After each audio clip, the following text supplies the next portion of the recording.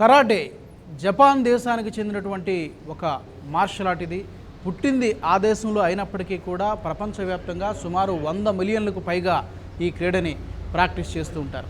2015 సంవత్సరంలో దీన్ని ఒలింపిక్ క్రీడగా కూడా గుర్తించడం జరిగింది.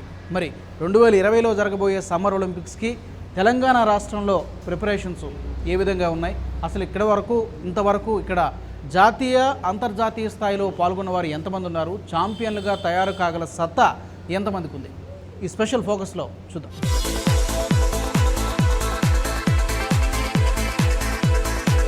ముఖ్యంగా తెలంగాణ రాష్ట్రంలో ప్రతిభ గల కరాటే ప్లేయర్లు చాలా మంది ఉన్నారు.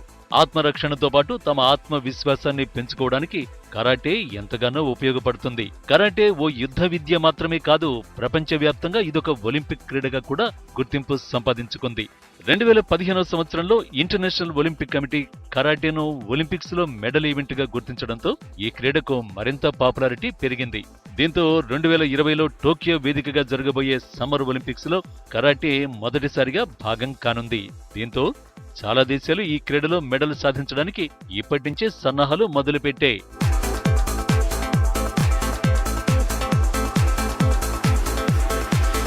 కరాటే మూలాలు చాలా పురాతనమైనవి. 20వ శతాబ్దపు ప్రారంభ దశలో జపాన్లో ఈ మొదటిది కటా అని పిలుస్తారు. ఈ విభాగంలో కరాటే ప్లేయర్ తన విద్యను సోలోగా ప్రదర్శిస్తాడు. అతని ప్రతిభ ఆధారంగా జడ్జిలు పాయింట్లు ఇస్తారు.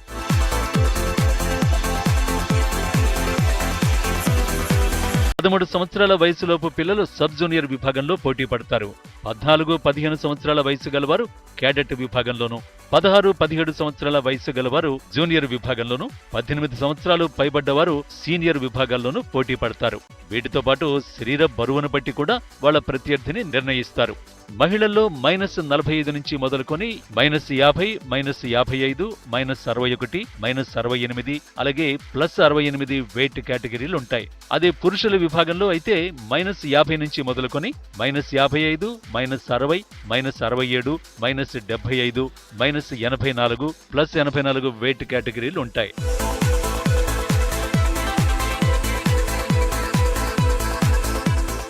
కరాటే సాధన చేసేటప్పుడు ఖచ్చితంగా కొన్ని ప్రికాషన్స్, ఏ వయసు వారైనా కూడా కొన్ని ప్రికాషన్స్, సేఫ్టీ ప్రికాషన్స్ ఖచ్చితంగా తీసుకోవాలి.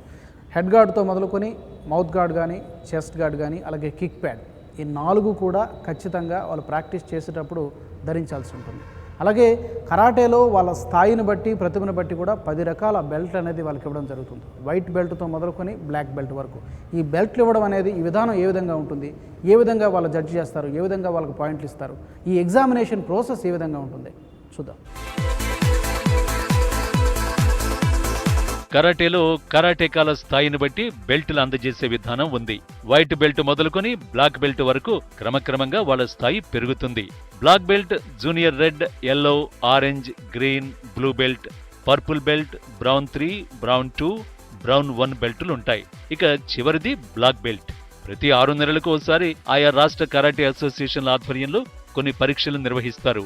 ఆ పరీక్షల్లో ఉత్తీర్ణులైన వారికి ఈ బెల్టులను ప్రదానం చేస్తారు. గత 5 సంవత్సరాల నుంచి కరాటే నేర్చుకుంటున్న తెలంగాణ అమ్మాయి చందన బ్రూస్లీనే తనకు ఆదర్శం అంటుంది. ప్రస్తుతం పర్పుల్ బెల్ట్ సాధించిన ఈమె ఒలింపిక్స్ లో పాల్గొనడమే తన లక్ష్యం అంటోంది.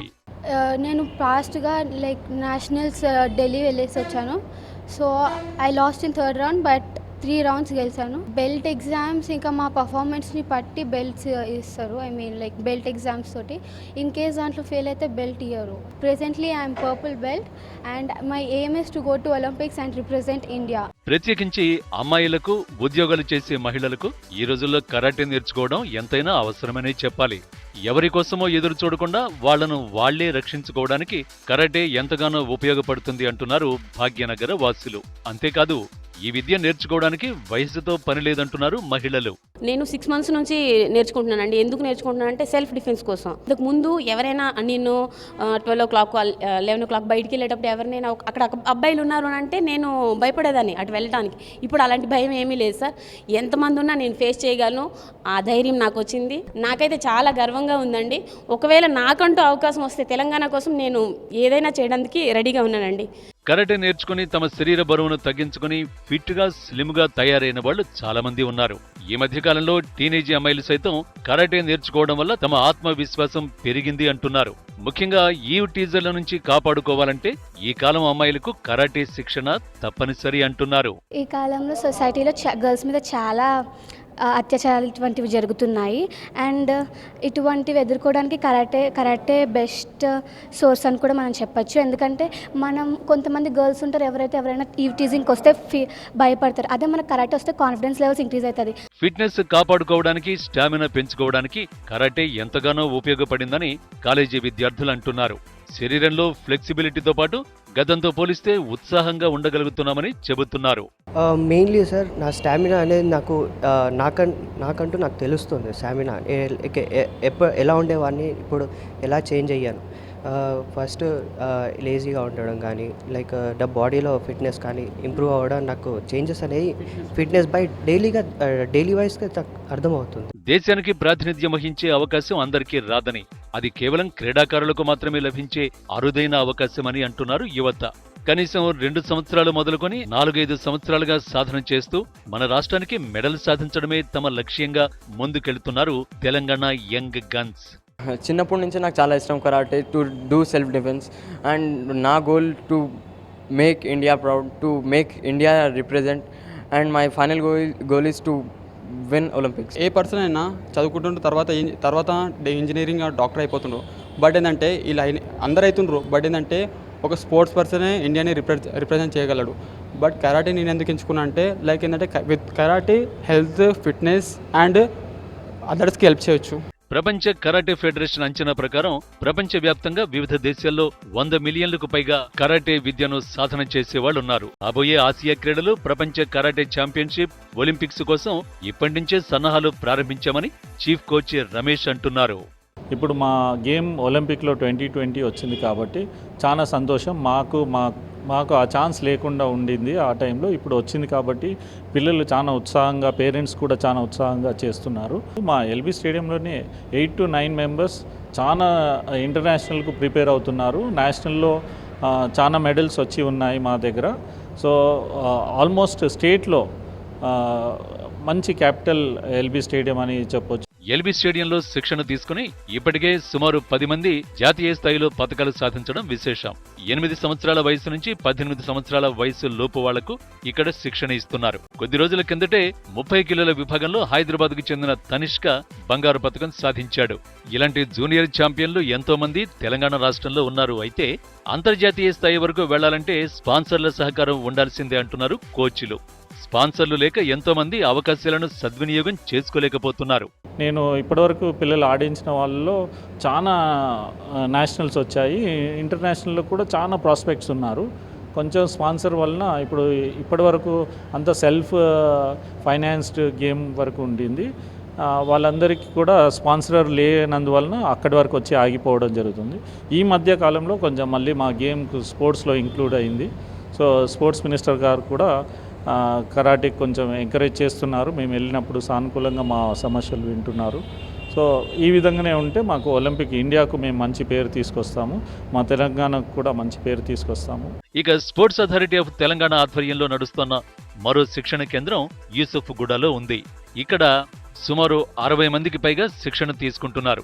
ప్రతిరోజు ఉదయం 6 గంటల నుంచి 8 వరకు, మళ్లీ సాయంత్రం 4 నుంచి 6 వరకు సాధన జరుగుతుంది. 2016లో జరిగిన ఏషియన్ కరాటే ఛాంపియన్షిప్ లో హైదరాబాద్కు చెందిన ప్లేయర్లు 6 మెడల్స్ సాధించడం విశేషం. ప్రస్తుతం సీనియర్ కేటగిరీలో 15 మందిని త్వరలో ముంబైలో జరగబోయే జాతీయ ఛాంపియన్షిప్ కోసం తయారు చేస్తున్నామని కోచ్ ఉత్తమ్ అంటున్నారు. సుమారుగా డైలీ 45 స్టూడెంట్స్ నాకున్నారు ఇప్పుడు ప్రెజెంట్గా. మార్నింగ్ బ్యాచ్, ఈవినింగ్ ఇంకో 20 బ్యాచ్ ఉన్నారు. అబ్బాయిలు 7 మంది, అమ్మాయిలు మిగతా వాళ్ళని నేను నేషనల్స్ కోసం ప్రిపేర్ చేస్తున్నాను. నా సపోర్ట్ కాదు, నేను పిల్లల్ని మార్నింగ్ 5 గంటలకు రమ్మంటే వాళ్ళు 4:30కు వచ్చి రెడీ ఉంటారు. సో నేను ఎన్ని అవర్స్ చెప్పిన వాళ్ళు చేయనికే రెడీ ఉన్నారు. దానికి ఏం ప్రాబ్లం లేదు. ఏంటంటే ఆ కంటిన్యూటీని అట్లనే రెగ్యులర్గా ఉండి డైలీ వచ్చి చేసుకుంటే, మార్నింగ్ 4 అవర్స్, ఈవినింగ్ 4 అవర్స్ చేస్తే కరాటేలో 2020లో టోక్యోలో మన తెలంగాణ స్టేట్ నుంచి, మన ఇండియా నుంచి ఒక గోల్డ్ మెడల్ అనేది ఖచ్చితంగా ఉంటుంది. తెలంగాణలోని ఇతర జిల్లాల్లో సైతం చాలా టాలెంట్ ఉంది. అయితే 5 లేదా 6 నెలల్లోనే పిల్లలు ఆర్థిక కారణాలతో ప్రాక్టీస్ ఆపేస్తున్నారని అంటున్నారు కోచ్లు. ఒకసారి జాతీయ స్థాయి పోటీల్లో పాల్గొనడానికి సొంత ఖర్చులతోనే వెళ్లాల్సి ఉంటుంది.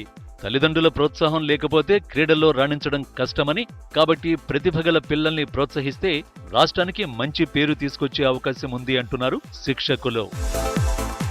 ఏషియా ఛాంపియన్షిప్ వరకు మన వాళ్ళు వెళ్ళగలుగుతున్నారు. అయితే ఏషియన్ గేమ్స్ కానీ ఒలింపిక్స్లో కానీ మనం మెడల్ సాధించాలంటే ఇంకా ఎంతో కృషి చేయాల్సినటువంటి అవసరం ఉంది. ముఖ్యంగా తల్లిదండ్రుల ప్రోత్సాహం అనేది ఇందులో చాలా కీలకమైంది. వాళ్ళు ప్రోత్సహిస్తే కనుక ఖచ్చితంగా జపాన్ లాగే చైనా లాగే మనం కూడా అంతర్జాతీయ స్థాయిలో మరిన్ని మెడల్స్ తీసుకురావడానికి అవకాశం ఉంటుంది. మరి అలాంటి రోజు రావాలని, వాళ్ళ కలలు నెరవేరాలని హెచ్ఎంటీవీ కూడా కోరుకుంటుంది. With cameraman Ravikiran Raj, HMTV, Hyderabad.